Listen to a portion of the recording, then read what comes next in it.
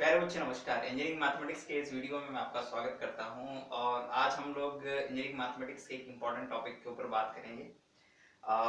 Linear algebra के topic में हम इस टॉपिक को स्टडी करते हैं। That topic is matrix instrument, right. तो आज हम लोग मैट्रिक्स और डिटरमिनेंट के कॉन्सेप्ट को यहाँ पर समझेंगे।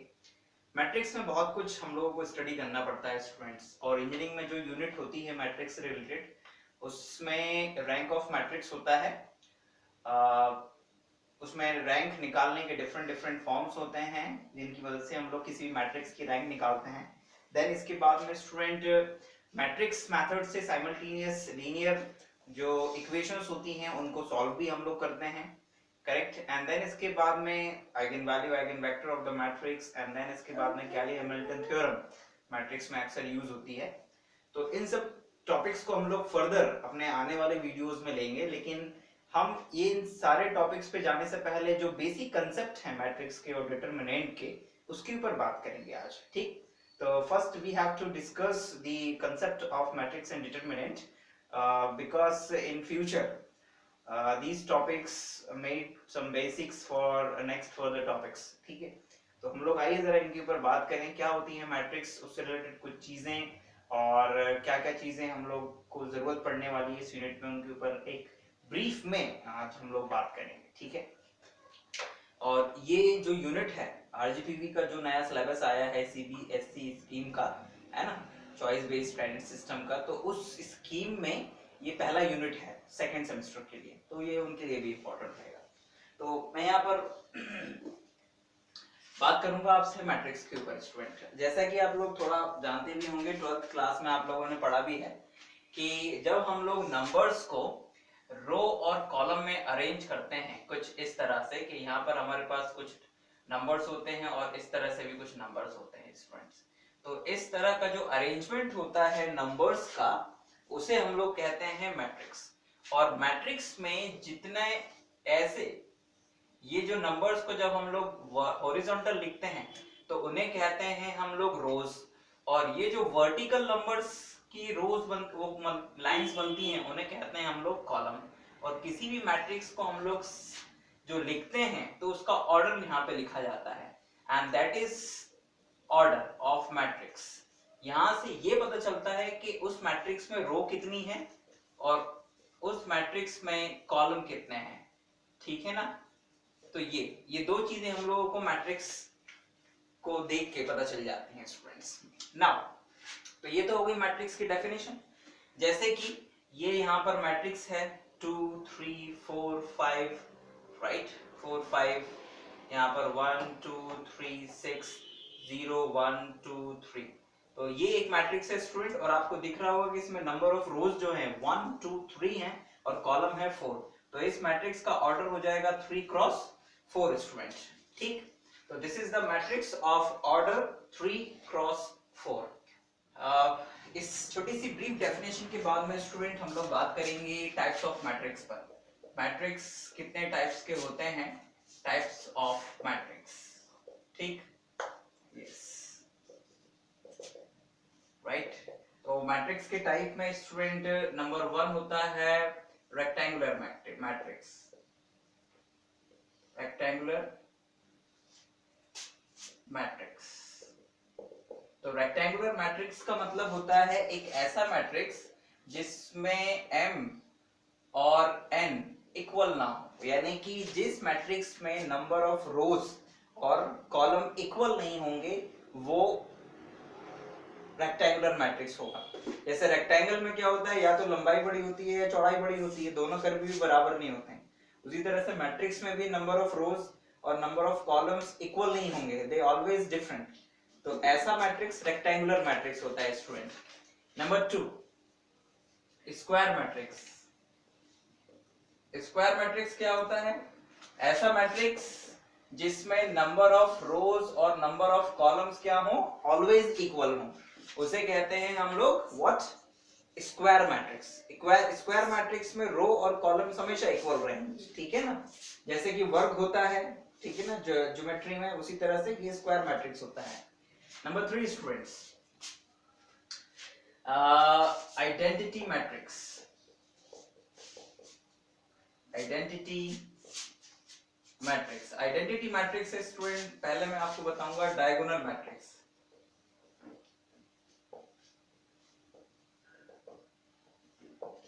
डायगोनल मैट्रिक्स, तो डायगोनल मैट्रिक्स स्टूडेंट ऐसा मैट्रिक्स होता है जिसमें कि ऐसा मैट्रिक्स जिसमें डायगोनल एलिमेंट्स, मतलब कि एक स्क्वायर मैट्रिक्स होता है। पहली बात तो कि स्क्वायर मैट्रिक्स होगा डायगोनल मैट्रिक्स जो भी होगा, तो एक ऐसा स्क्वायर मैट्रिक्स जिसमें इसके डायगोनल एलिमेंट्स 0 0 नहीं होंगे, रेस्ट ऑफ दी जो एलिमेंट्स हैं वो 0 0 होंगे। ठीक, तो उस मैट्रिक्स को हम लोग कहते हैं डायगोनल मैट्रिक्स। और यही डायगोनल मैट्रिक्स क्या कहते हैं, प्रिंसिपल डायगोनल मैट्रिक्स होता है अगर उसका ये वाला जो डायगोनल है ये 0 ना हो। करेक्ट, मतलब कि ये जो डायगोनल होता है student, that diagonal is called principal diagonal. और ये जो डायगोनल होता है ना, that diagonal that is called another diagonal, correct, but this is the principal diagonal। ठीक, तो प्रिंसिपल डायगोनल मैट्रिक्स हो तो ये, और इसके अलावा एक दूसरा, मतलब इसका शायद नाम होता होगा स्टूडेंट, दैट इज, ठीक है वो दूसरा नाम नहीं दिया हुआ है। तो प्रिंसिपल डायगोनल एलिमेंट्स मतलब कि ये वाले डायगोनल एलिमेंट्स को लेकर बनाया हुआ, और रेस्ट ऑफ द एलिमेंट्स 0 होंगे स्टूडेंट। देन इसके बाद में होता है स्टूडेंट्स एक मैट्रिक्स होता है दैट इज सिंगुलर मैट्रिक्स।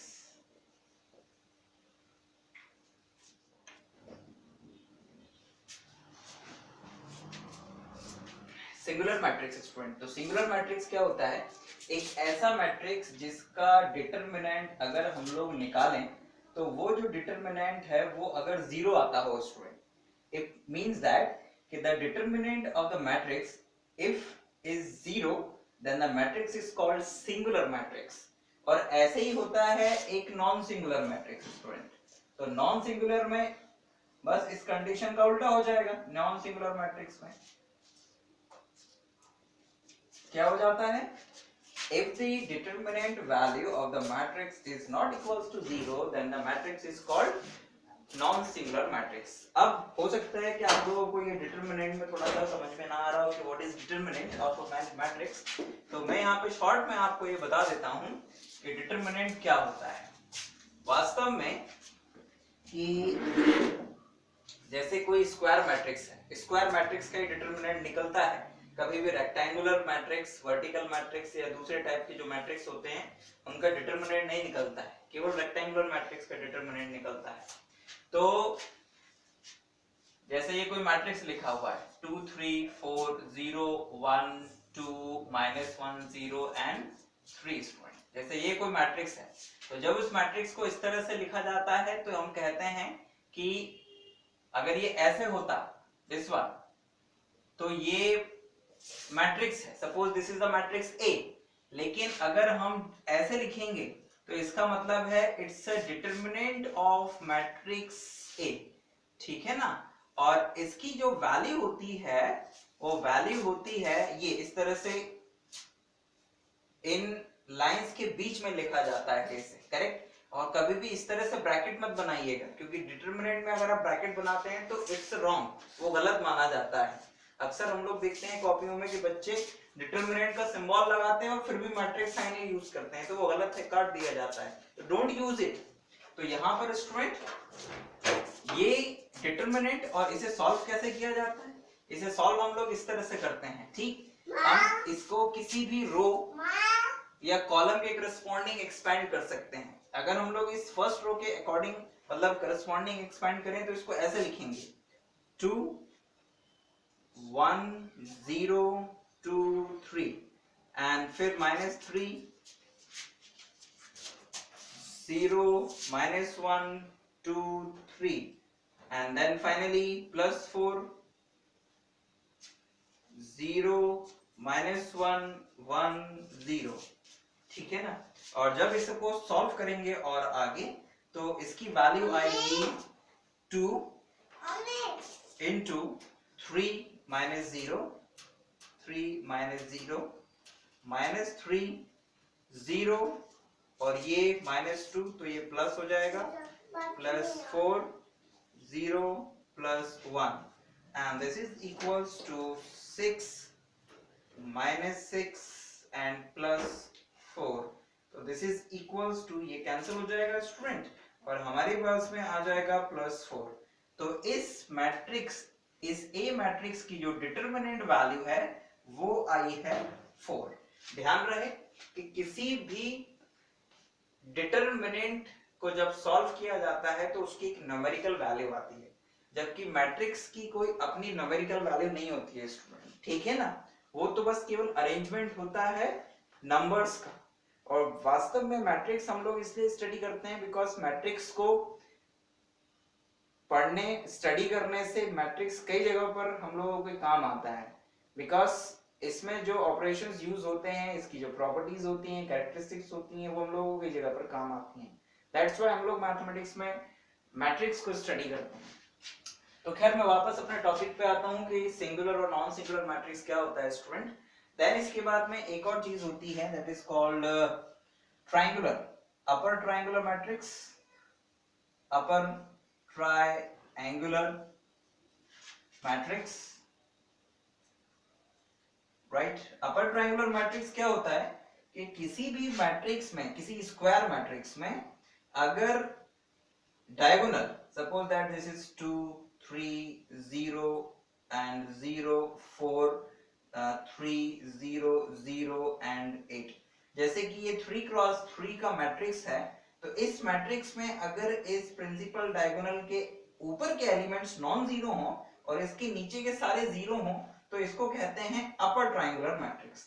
और अगर उल्टा हो जाता, यानी कि नीचे के जीरो नहीं होते, ऊपर के मैट्रिक्स, मतलब इस डायगोनल के ऊपर के मैट्रिक्स, डायगोनल के ऊपर के एलिमेंट जीरो होते हैं, जैसे कि 2 0 0, ठीक है ना, और 3 8 0 4 3 2, तो इस तरह का जो मैट्रिक्स होता है उसे कहते हैं हम लोग lower triangular matrix.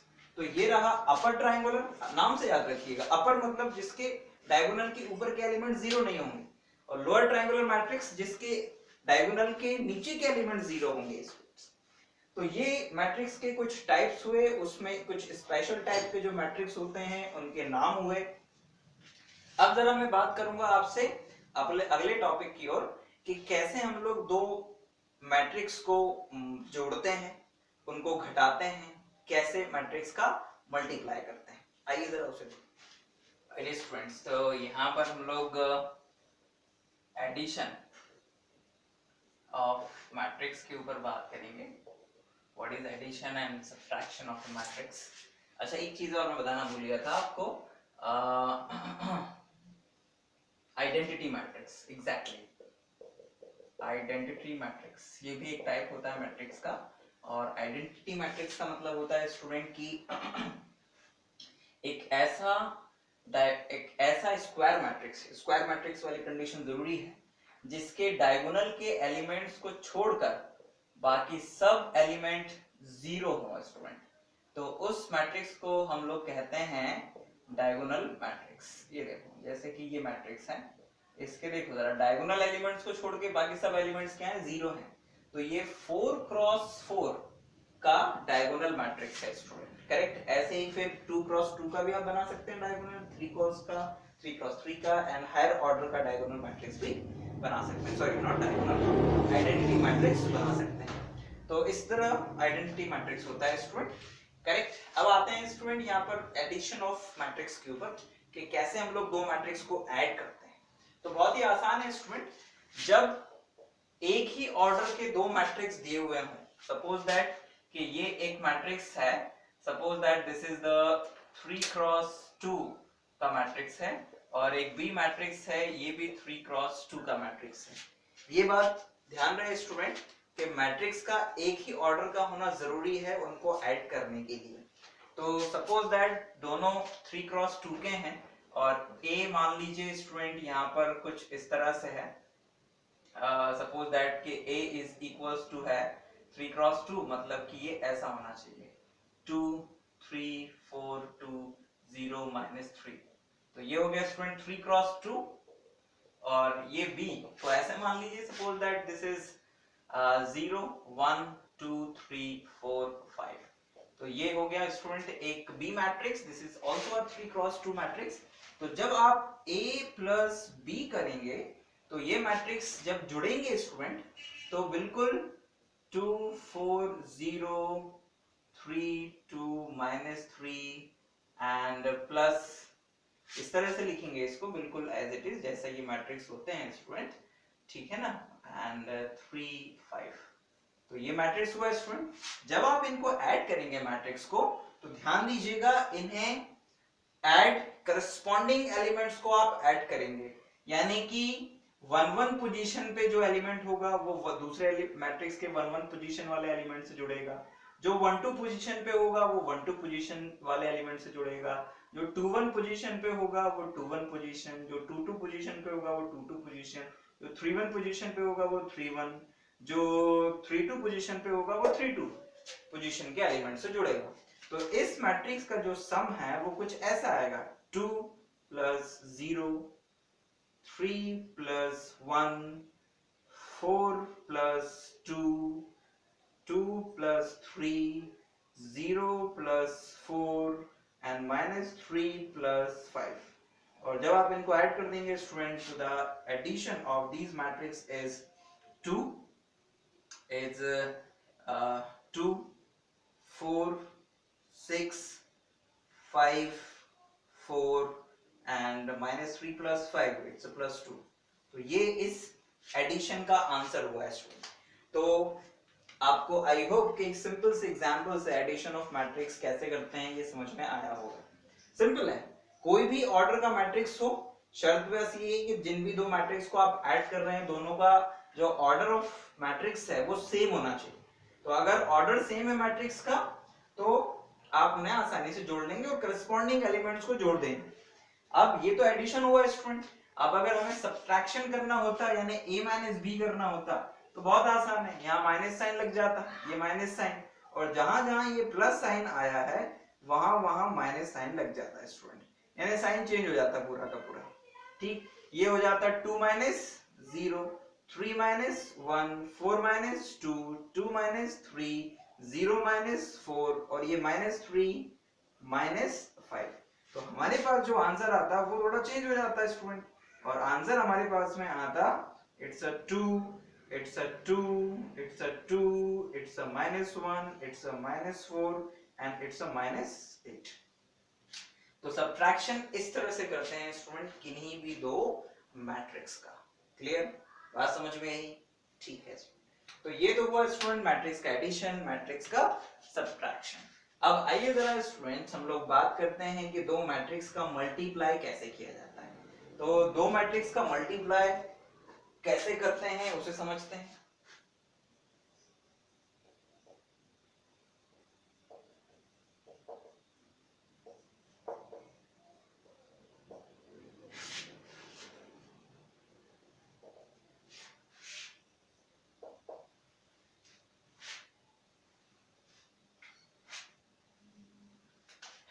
Now students multiplication of matrix, तो मैट्रिक्स का मल्टीप्लिकेशन हम कैसे करते हैं।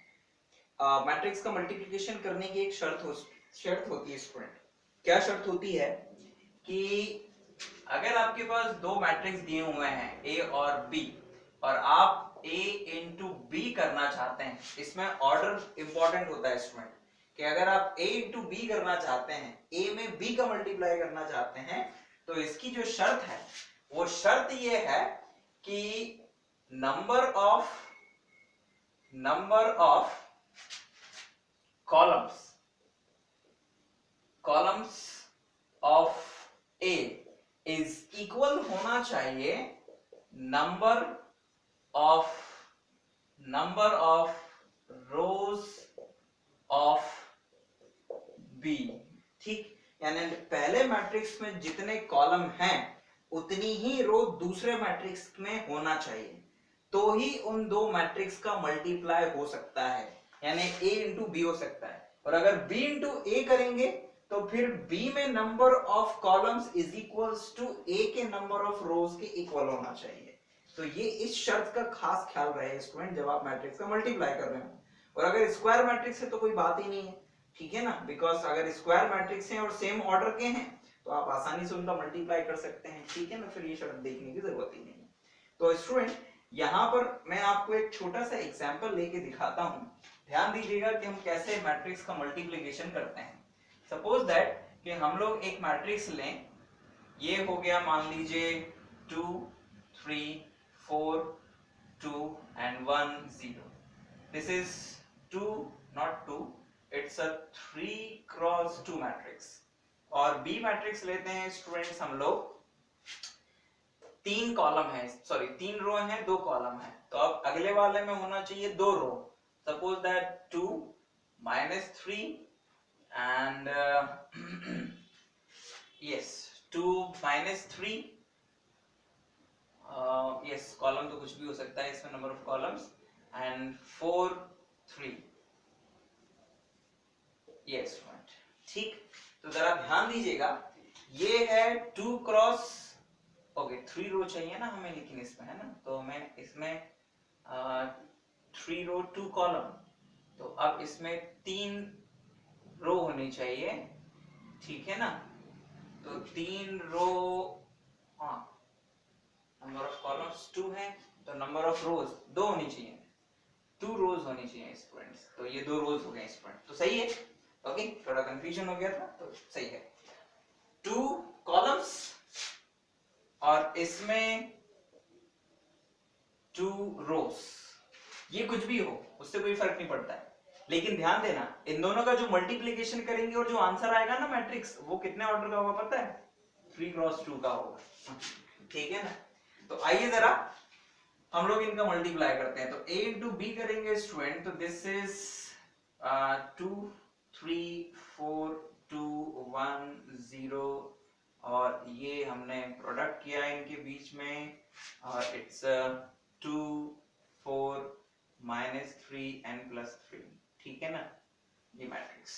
और जब इनका प्रोडक्ट करेंगे बच्चों तो देखना जरा कैसे प्रोडक्ट करते हैं, बहुत आसान है ये प्रोसेस, ध्यान में रखिएगा। पहले रो में इस मैट्रिक्स के पहले कॉलम का मल्टीप्लिकेशन करेंगे स्टूडेंट्स हम लोग, ठीक है ना। तो कैसे, जब हम इस कॉलम का मल्टीप्लाई करेंगे तो हमें मिलेगा 2 × 2, ये पहले रो में इस दूसरे मैट्रिक्स का पहला कॉलम 2 × 2 प्लस 3 × 4, करेक्ट। तो पहले रो में पहला कॉलम का मल्टीप्लाई हो गया, नाउ स्पेस पहले रो में दूसरे कॉलम का मल्टीप्लाई, तो 2 × -3 एंड प्लस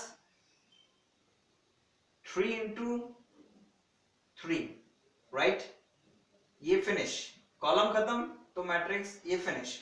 नाउ दूसरा रो, पहला मैट्रिक्स का दूसरा रो और फिर पहला कॉलम, तो 4 × 2 plus 4 × 2 plus 2 × 4, now second column 4 × -3 plus 2 × 3, now अब थर्ड रो में पहला कॉलम, तो यहाँ की थर्ड रो आएगी स्टूडेंट, 1 × 2 plus 0 × 4 and 1 × -3 plus 0 × 3, तो ये हुआ स्टूडेंट इनका मल्टीप्लिकेशन। और अब जरा ध्यान दीजिएगा, दिस इज 4 + 12, तो 4 + 12 कितना हो जाएगा स्टूडेंट, इट्स 16, इट्स -3 सॉरी -6 और 9, तो 9 में से -6 गया, इट्स +3, 8 + 8 16 एंड -12 + 6, तो इट्स -6 स्टूडेंट, ये -12 और प्लस का 6, और ये प्लस का 2 और ये -3 और प्लस का 0, यानी कि ये -3, तो ये आया स्टूडेंट एक मैट्रिक्स जिसका कि ऑर्डर है 3 क्रॉस 2 स्टूडेंट। तो इस तरह से स्टूडेंट दो मैट्रिक्स का मल्टीप्लिकेशन किया जाता है, ठीक।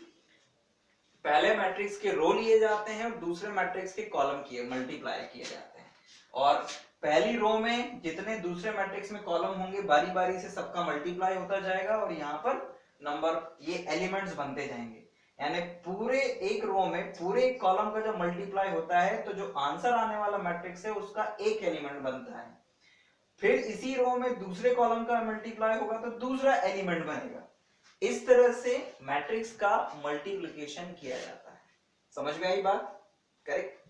तो ये भी हुआ मैट्रिक्स का मल्टीप्लिकेशन। नाउ स्टूडेंट, कभी कभी कुछ टर्म्स यूज होते हैं जैसे कि ये elementary row and column operations. तो एलिमेंट्री रो और कॉलम ऑपरेशंस क्या होते हैं किसी भी मैट्रिक्स में, उसे समझिए। उसको कभी कभी हम लोग इन सिंबल्स से रिप्रेजेंट करते हैं। जैसे यहां कहीं पर लिखा हुआ है R1 is implies R1 plus R2, या इसी को ही अगर हम लोग शॉर्ट में लिखें तो ऐसे लिखते हैं एक्चुअल में स्टूडेंट, R12।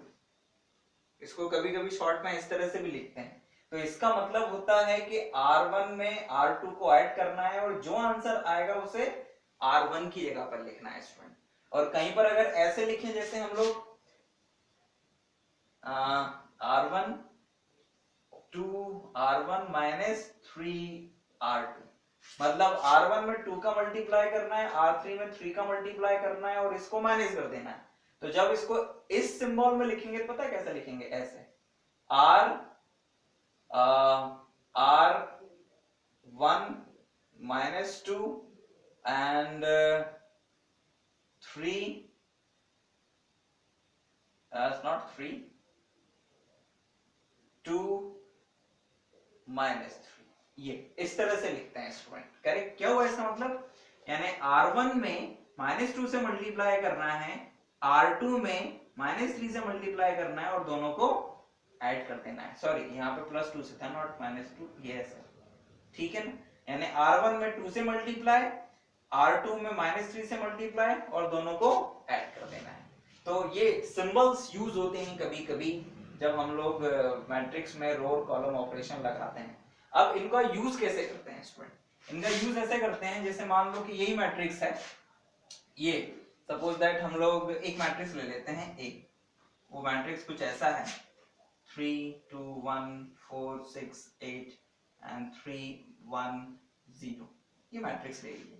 अब अगर इस मैट्रिक्स में हम लोग ऐसे करें R1 प्लस R2, तो इसका मतलब ये हुआ कि जब आप इस मैट्रिक्स को अगली बार लिखेंगे तो इस मैट्रिक्स में थोड़े चेंजेस आ जाएंगे and that matrix is equals to R1 और R2 को ऐड करना है और उन दोनों का जो आंसर है वो R1 की जगह पर लिखना है। तो चेंज किस में आएगा स्टूडेंट? R1 में। तो 3 + 4 7, 2 + 6 8 and 1 + 8 9, और बाकी की ये दोनों रो एज इट इज आ जाएंगे 4 6 8, ठीक है ना, 3 1 0। करेक्ट? तो ये इसमें चेंज हुआ स्टूडेंट। और अगर हम लोग ऐसा करते हैं, क्या अगर हम लोग इसी मैट्रिक्स में अब थोड़ा सा और आगे बढ़ाएं और एक ऑपरेशन और लगा दें, कौन सा वाला? R2 माइनस 2R3, मतलब कि R3 में -2 से मल्टीप्लाई कर देना है और इसमें जोड़ देना है, या ऐसे भी समझ सकते हो कि R3 में 2 से मल्टीप्लाई करना है और R2 से माइनस कर देना है। तो जब हम लोग ऐसा करेंगे तो या तो डायरेक्ट कर दो इसमें, या फिर अलग से सॉल्व भी कर सकते हो आप लोग इसे। कैसे? जैसे R2 को अलग लिख दो 4 6 8, और R3 को फिर अलग लिख दो -2 से मल्टीप्लाई करके, तो सॉरी 2 से मल्टीप्लाई करके, ये 2 से मल्टीप्लाई करो तो 6 2 0, और फिर पूरे को क्या कर दो माइनस, ये माइनस कर दिया तो ये आ जाएगा हमारे पास में -2, ये आ जाएगा 4 और ये हो जाएगा 8। तो हमारा जो आंसर आएगा उसे हमें लिखना कहां पर है? R2 की जगह पर। तो 7 as it is, 8 as it is, 9 as it is, और ये जो आंसर आया ये R2 की जगह पर। इट्स -2 4 8, और R3 as it is, R3 में कोई चेंजेस नहीं, 3 1 0। ठीक है ना? तो इस तरह से स्टूडेंट्स हम लोग एलिमेंट्री रो और कॉलम ऑपरेशन का यूज करते हैं। और सेम इसी की तरह कॉलम ऑपरेशन यूज होते हैं। C1 प्लस C2, मतलब कि कॉलम 1 में कॉलम 2 को ऐड कर दो और जो आंसर आएगा उसे कॉलम नंबर 1 की जगह पर लिखो, ये इसका मतलब है। और ऐसे शॉर्ट में अगर इसे लिखेंगे तो ऐसे लिखते हैं C1 2, तो इसका मतलब है C1 और C2 को ऐड कर देना है और आंसर जो होगा ये C1 की जगह पर लिखा जाएगा। तो ये कॉलम ऑपरेशन हुआ स्टूडेंट, ठीक। तो ये हमने अलग से किया, आप चाहते तो डायरेक्ट यहीं पे कर सकते थे। जैसे इसमें 2 का मल्टीप्लाई करेंगे तो 6 और 4 माइनस 6 करेंगे तो -2, इसमें 2 से मल्टीप्लाई करेंगे तो 2, 6 माइनस 2 4 एंड 8 माइनस 0, यस, ठीक। जो यहां लिखा होता है उस रो में चेंज आता है या उस कॉलम में चेंज आता है, बाकी रो और कॉलम एज इट इज रहते हैं। और ये जो नए मैट्रिक्स बन के आते हैं इनको हम बोलते हैं equivalent matrix to the given matrix, ठीक। तो ये स्टूडेंट हुआ मैट्रिक्स का कुछ basic. Yes, transpose of matrix, है ना। इसका जो सिंबल तो बहुत आसान है, जैसे कोई मैट्रिक्स दिया हुआ है A, तो उसका जो ट्रांसपोज होता है वो होता है A डैश, ठीक है ना। तो ट्रांसपोज को हम लोग सिंबल A डैश से भी रिप्रेजेंट करते हैं और बहुत ही आसान होता है। अगर कोई मैट्रिक्स जैसे ये B है तो इस B का अगर हम लोग ट्रांसपोज निकालेंगे पता है वो क्या होगा, कुछ ये रो को कॉलम में चेंज कर दो, कैसे 2 -3 एंड 4 3, यानी जो रो है उनको कॉलम बना दो तो वो ट्रांसपोज ऑफ द मैट्रिक्स हो जाता है, करेक्ट। तो ये तो हो गया ट्रांसपोज ऑफ मैट्रिक्स। एक और होता है स्टूडेंट, व्हाट इज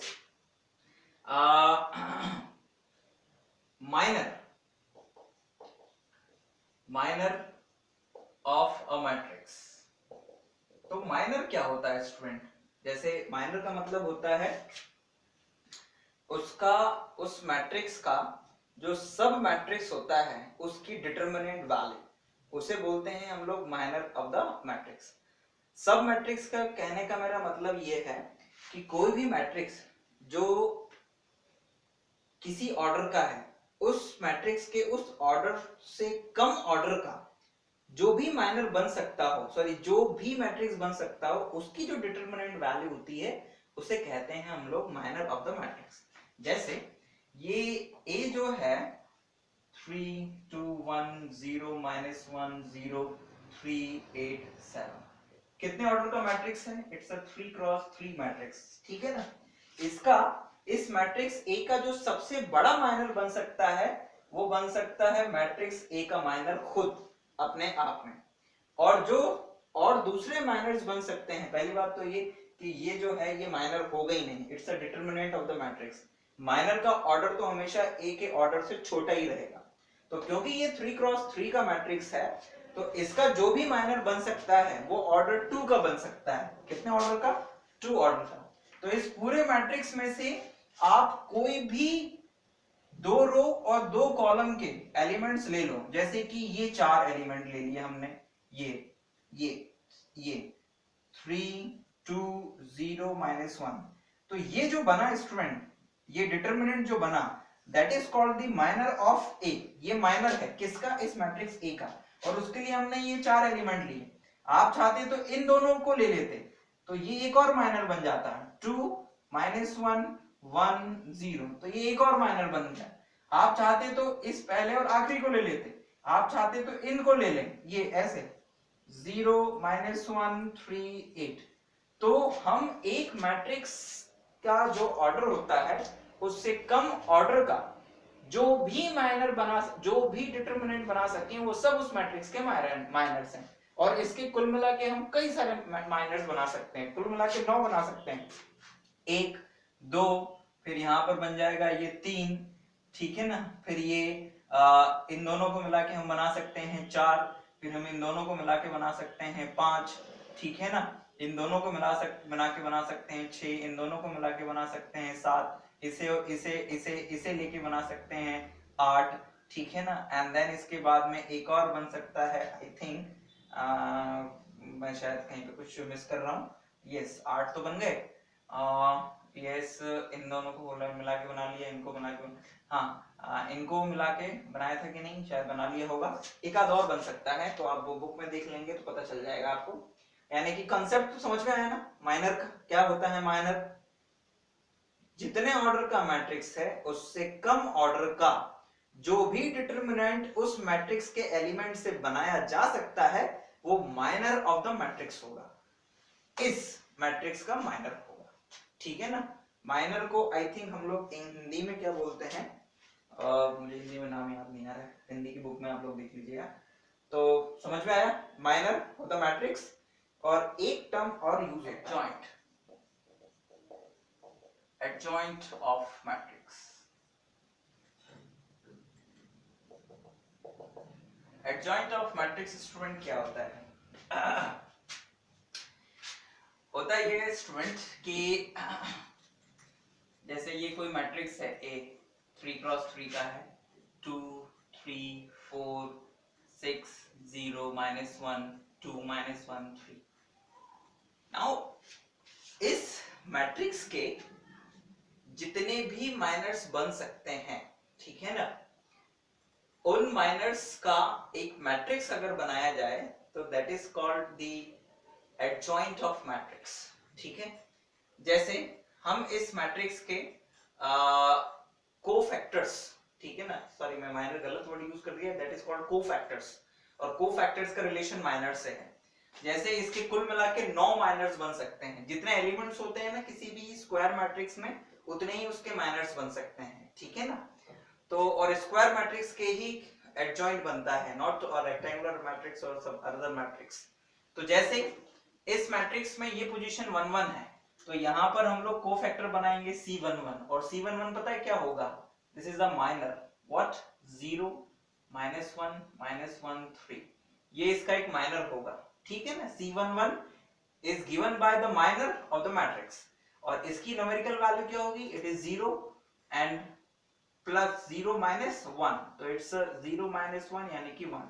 C12 का मतलब क्या होता है, C12 यानी ये पोजीशन, तो इस कॉलम को छोड़ दो, इस रो को छोड़ दो, 6 2 -1 3, तो that is equals to 18 plus 2, तो 18 प्लस 2, 18 प्लस 2 इट इज 20।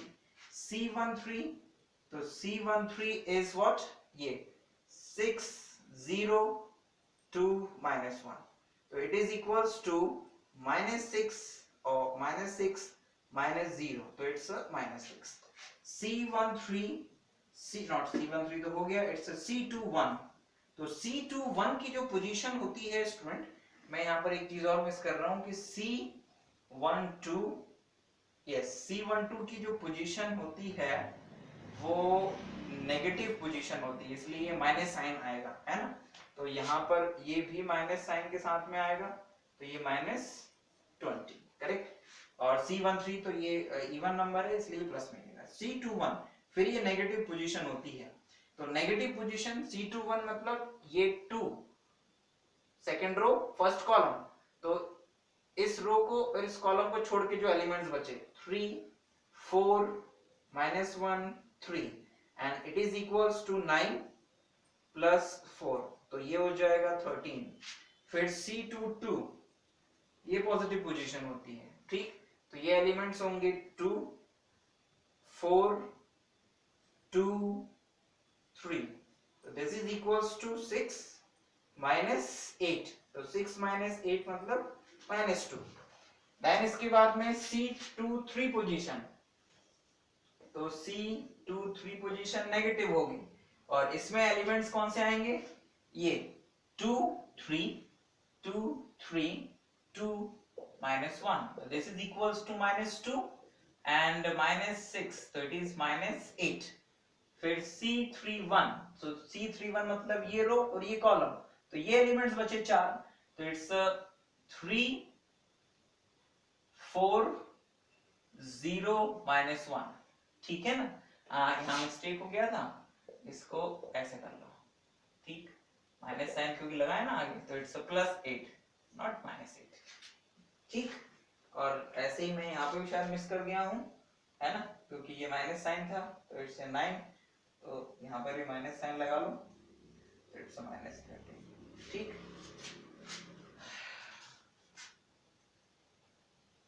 ठीक है। अब C31 it is -3 and 0 तो it's a -3. C32 ये नेगेटिव पोजीशन है तो 32 में ये थर्ड और ये तो it's a 6 2 6 4 -1 तो it is equals to -2 and -24 6 to 24 तो ये दोनों ऐड हो जाएंगे तो ये माइनस का 26 और प्लस माइनस एक बार ही है तो ये प्लस 26 हो जाएगा फिर C33 is equals to matrix 3 3 यानी कि 2 6 3 0 तो it is equals to 2 minus 18 तो 2 minus 18 मतलब इट इज -16 है ना तो ये इस तरह से स्टूडेंट हम लोगों ने ये सारे कोफैक्टर्स निकाल लिए और जो एडजॉइंट होता है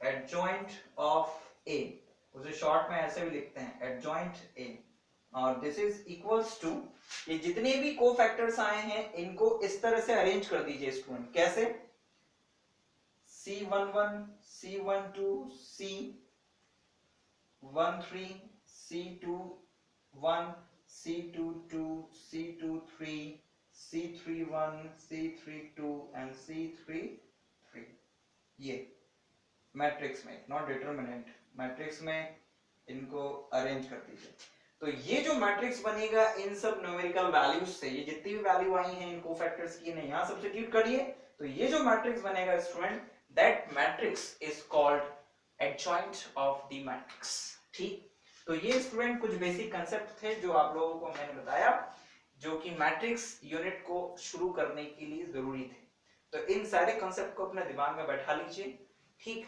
हम लोग जब अपने नेक्स्ट वीडियो में मिलेंगे स्टूडेंट तो हम लोग वहां पर एक इंपॉर्टेंट टॉपिक के ऊपर बात करेंगे and that topic is rank of matrix तो हम लोग रैंक के ऊपर बात करेंगे उसकी डेफिनेशन देखेंगे उस कैसे किसी मैट्रिक्स की रैंक निकाली जाती है क्या उसकी इंपॉर्टेंस है ये सब हम लोग अपने नेक्स्ट वीडियो में देखेंगे तो आई होप स्टूडेंट कि ये जो टॉपिक हमने देखे ये बेसिक जो था ये आप लोगों को समझ में आया होगा ठीक और इसमें फिर भी कोई क्वेरी या प्रॉब्लम आती है तो यकीनन आप हमें अपने फीडबैक दीजिए और हमें व्हाट्सएप या मेल करिए सो हम जल्दी नेक्स्ट वीडियो में स्टूडेंट फिर आपके सामने होंगे thank you very much for watching this video